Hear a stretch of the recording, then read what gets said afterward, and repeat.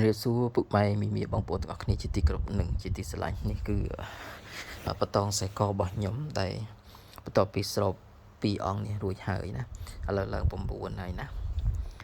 កដាគឺខ្ញុំនៅតែលេងប្រង7កិរិយារបស់ខ្ញុំដដែលហើយខាងឆ្វេងគឺព្រះអង្គសាមេត្រីតាំងសមាធិប្រណិជវាណាហើយខាងស្ដាំគឺព្រះអង្គតាំងសមាធិដែរប្រណិជវាអង្គខាងស្វែងសាងវិច័យអង្គខាងស្ដាំសាងវិភ្លុកណាហើយលើរបស់តួអង្គរបស់ខ្ញុំគឺព្រះអង្គឈ្នះមាបលាំងពេជ្រហើយព្រះអង្គប្រណិកោធ្លោកដែលខ្ញុំទើបតែបានហើយបន្តលើគឺនាងពួនណាព្រះអង្គតាំងសមាធិដែរណាខាងឆ្វេងដូចគ្នាណាបងព្រះអង្គឈ្នះមាមានជាប់ពន្ធរាំងសីហើយព្រះអង្គតាំងសមាធិប្រណិប្រកេះ7ហើយព្រះអង្គ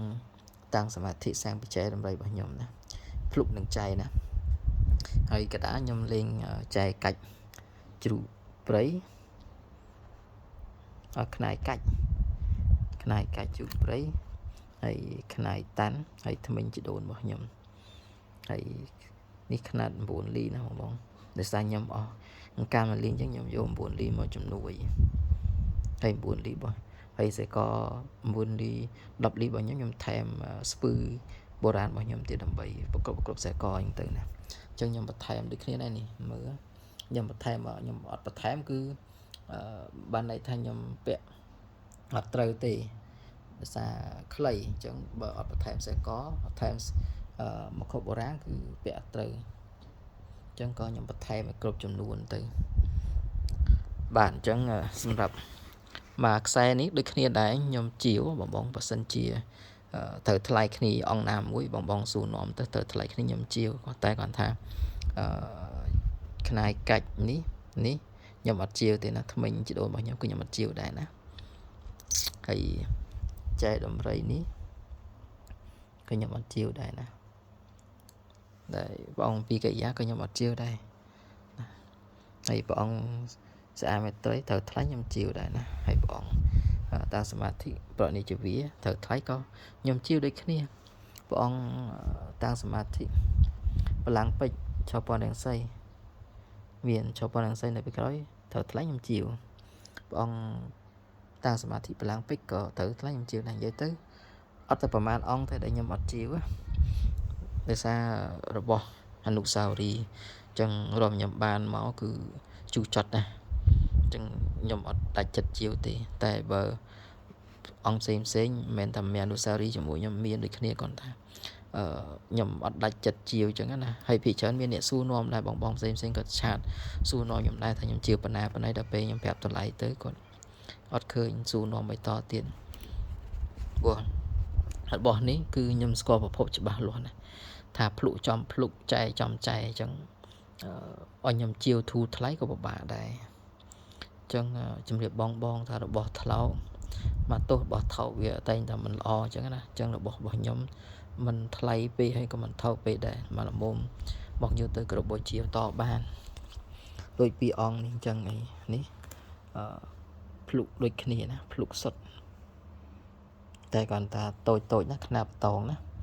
តូចមិនមែនខ្នាតមេបតងគឺខ្នាតបតងសម្រាប់អ្នកដែលឆ្លាញ់តួអង្គតូចអាចអូខេអាចទៅយកបានប្រភេទអីមើលច្បាស់អត់មានទៅ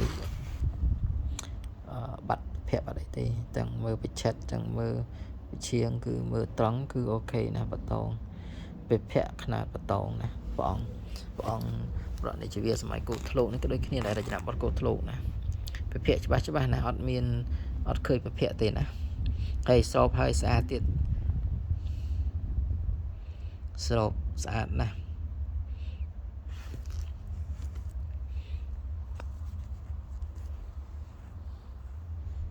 វិភ័ក្ររបស់ព្រះអង្គស្រោបស្អាតណាតែមើលតាមកាមេរ៉ាប្រហែលជាបងអាចទាស់ចិត្តណាតែបើឃើញផ្ទាល់កាន់នឹងដៃផ្ទាល់ប្រហែលជា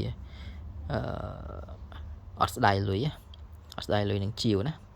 ហ្នឹងហើយបើខ្ញុំនិយាយពីរឿងជាងស្រោបព្រះអង្គខ្ញុំតិចបងមើលណាដល់មួយអង្គនេះតូចប្រឹងដាក់ស្រោបកាក់ស្រោបប្រាក់លក្រាស់ស្មឹកណាដល់ពេល អង្គធំចឹងនេះឃើញស្របមើលដូចខ្ញុំនិយាយរឿងខ្នាយរបស់ខ្ញុំ